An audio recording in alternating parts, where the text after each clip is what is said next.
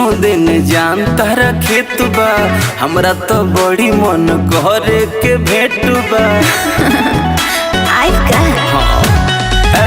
घरवा के दोनों तरफ जान तारा खेत बा, हमरा तो बड़ी मन करे के भेट बा।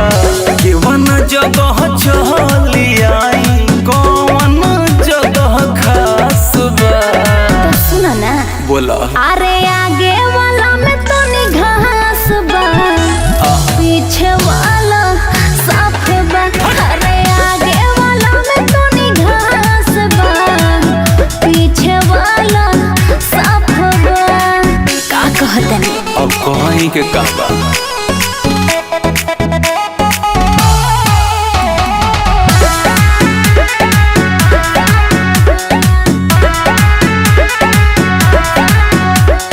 लवर हमार बड़ी प्यारी हो, सुना तू के चाहिला हम। अच्छा तू दुलारी हो। ए साचो का? हाँ हो। जब मन करे तब सट बन के तुला सब पहले कहता तो किलीन पहले रहती आगवा सा। ओहो एही तुहरा बतिया प मानवा उदास बा।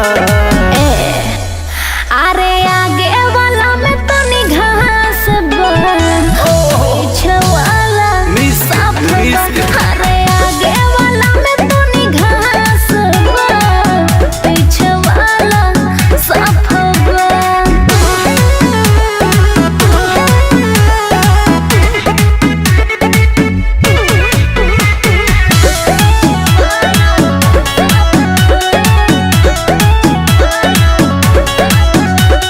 बहलावताड़ू नाची फुसलावताड़ू, दे जीवन बावे जरूरत का वो छुपावताड़ू। हाँ सब